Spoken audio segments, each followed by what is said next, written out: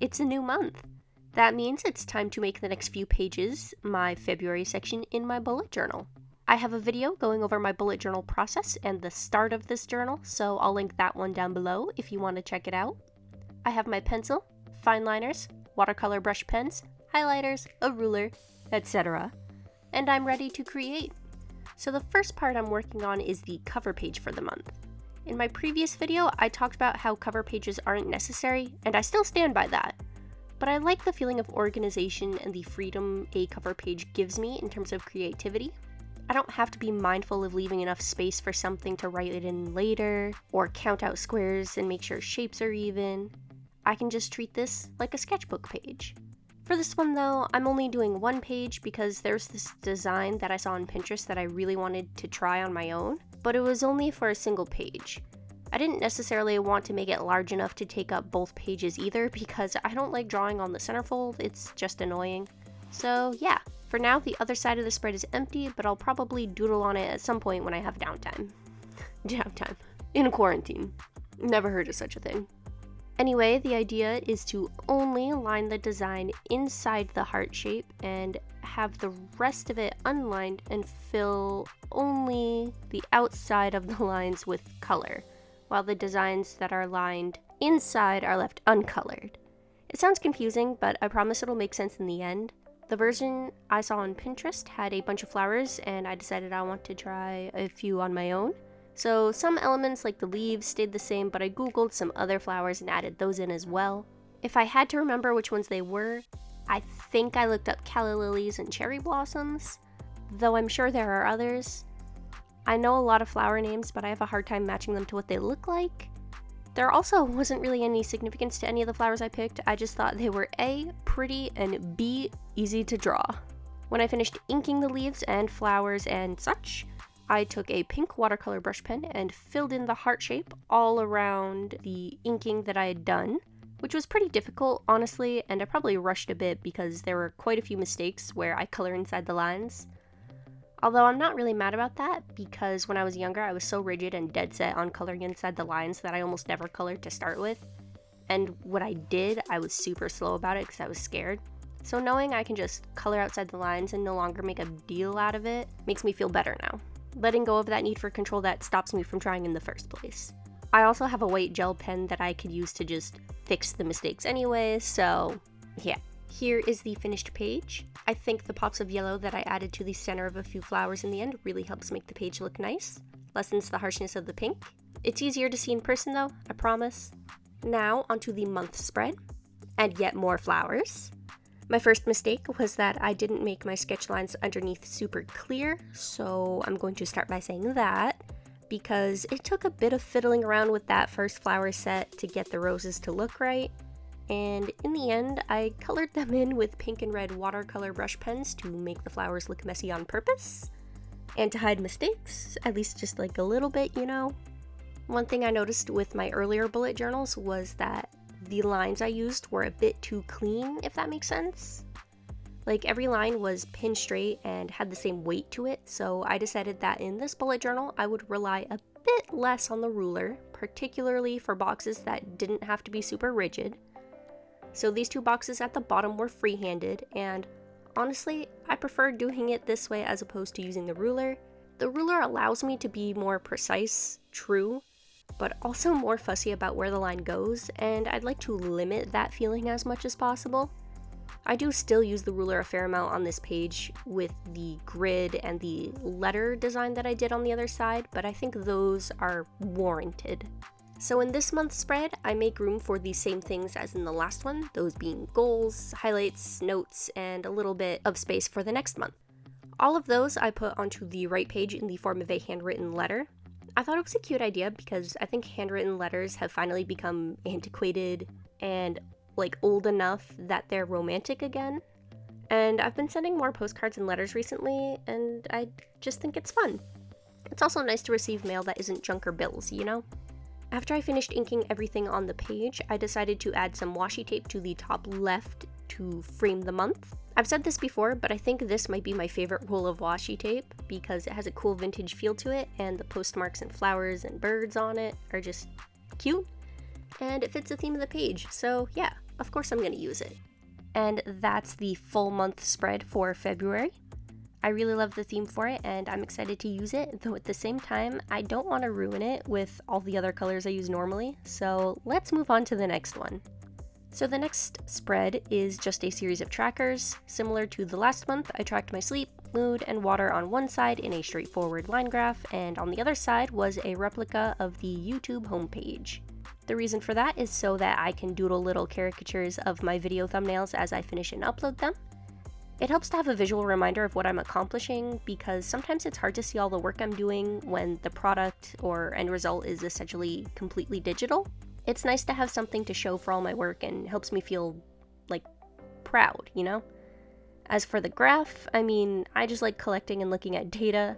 It's the stats researcher inside of me talking. I like looking at graphs. I'm such a nerd. Moving right into the first week spread, I decided to keep this month fairly simple in terms of the design. I chose pink and fuchsia fine liners as well as the pink highlighter by Frixion, Frixon. It's the erasable kind, so the frosted nib on the other end of the highlighter acts as an eraser when you rub it against the paper to create friction. The heat from the friction erases the highlighter, and they make all sorts of erasable pens too. But as of right now, I only have the highlighters and in 5 colors.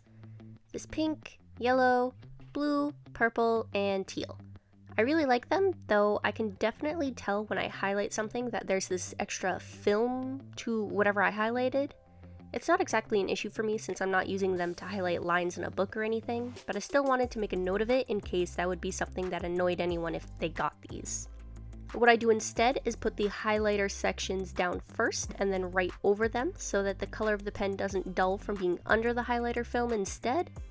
Then around the edges of the spread, I box in the goals, notes, and habits, giving them about as much space as I think they'll take up. Although the goals box is kinda long now that I'm looking at it. Obviously, I don't know what this week holds for me since I filmed this early on and I'm voicing this before February technically starts, but I'm going off of what I've already started filling out so far. Which does mean that there is some empty space that needs to be filled. So what do I doodle? More flowers, of course. They're basically just variations of the flowers that I made on the cover page, which I think is a good match because this page is also overwhelmingly pink. The first one is pretty simple. I didn't think a lot about how I was making it, but I am actually proud of the second one. I had a lot of fun creating the ripples and little tears and folds in the petals, and I think they add a lot to an otherwise really simple spread. So yeah, a little overly pink, but considering my old bullet journals were overwhelmingly black and doodleless, I welcome this change. On to the second week spread. So this second week is a very simple, very comfortable, and very familiar spread to me. I've used it in every bullet journal I've made so far, and I don't think that's because it's a favorite or anything. It's nothing spectacular, but it is very easy. And the timeline look to it is kinda satisfying? I don't know how to explain it clearly, but it's sufficient enough reason for me to use it again, so I'll go with it. I'm trying to keep every week in this journal different, and in doing that, I will every so often default to a spread that I've already used in a previous journal. And that's because there have been some that I've really liked or have been fine with using again, and it really helps when I haven't come up with a new idea that I like yet and need to put something down on paper. So all I really do for this spread is section off the top part for a mini month, some goals, habits, and workout specifics, then the rest of it is the timeline for each day and a next week section. I don't box in the days to give myself more leeway in case some days are busier or I need to make a note of something, which is why I don't have a dedicated notes section this time. Of the sections I don't always keep every week, notes and workouts are usually the ones I can do without if I plan the spread properly. Though I admit I do prefer to have a separate area for notes, even if there are weeks that they don't really get used. So that's it for the second week spread. Like I said, it's super simple, but it's something that is exactly what you need sometimes. Onto the third week spread. I think this one's my favorite of all the week spreads. I use a lot of green and doodle a lot of plants, and it was just a lot of fun. I do all of the boxes with a black fine liner, and then I fill in the drop shadows with a green watercolor brush, and then with the little box titles, I use light green laurels to frame the font. Then with the plants, I pretty much kept the doodles as simple as I can make them. I say that, but I tend to overdraw and over-detail everything, so take that as you will. What I did to fix that was the same thing I did with the roses from the month spread. I covered it with watercolor brush pens. Unfortunately, the camera wasn't in the right place for the first plant, so I can't show my process for that one, but you can see my work on the others in basically the same fashion, so you're not missing much. I also have to cut some of this stuff out because the unedited footage of these bullet journal pages is 3 hours altogether, and I can't talk for that long. And I definitely cannot ask my computer to even attempt rendering all of that. As it is, speeding up the video any faster than 400% and the frames end up stuttering, which makes editing an infuriating mess. Anyway, the second plant that I doodled with all the stars, that one was satisfying, but also really, really exhausting. I probably didn't have to try that hard, but in the end, I like how it came out, even if I didn't do any shading, so I guess I can't complain much. I went straight to doing the last 2 plants in a similar manner. The first one was more viney than the other 2, and the leaves were more fun to make than those stars at least. I mean, they're just a bunch of like hearts instead of stars, but they were still fun to draw and connect all together. I also added little hash marks to the basket before coloring that, which I think is a nice detail to have without over detailing it, I think. Which I wish I could say for the last plant, but of course I ended up sabotaging it by trying to use the watercolor brush to draw the stems between all the leaves I had made. And it didn't look that great, so I colored it all dark green and hoped I could get away with it if I zoomed the camera out far enough. Of course, I'm talking about it now, so I'm not going to get away with it, but we can all just pretend I didn't talk about it, right? So for the rest of the spread, aka the days, aka the reason the spread exists, I wrote the days out in cursive and then highlighted everything with the same green highlighter that I used in the beginning. It simplifies the spread a bit, but it doesn't look too simple because I spent time jazzing up the boxes and doodling the hanging plants, which I think is a nice balance and thus why it's my favorite of the week spreads for this month. But there's still one spread left to go before February is over, so let's go ahead and start on that one. Last week's idea came from me owning really bad sticky notes. And by that, I mean that the sticky notes were not sticky and didn't stick to anything unless I taped them down. So I thought I would draw all the days and stuff as bad sticky notes that needed tape to keep themselves on the page. Not super creative and pretty repetitive, but I think it works all right in the end. It'll be functional, and that's really what matters. As for the other things like goals, workouts, habits that line the leftmost side of the spread, I attempted to use a different font, and I really liked it, but I realized when I got to the days that the font was too big to write out the days. And instead of just, shortening the days to their 3 letters like mon, tu, wed, etc., I just wrote the days out in cursive again because my brain had shut off by this point.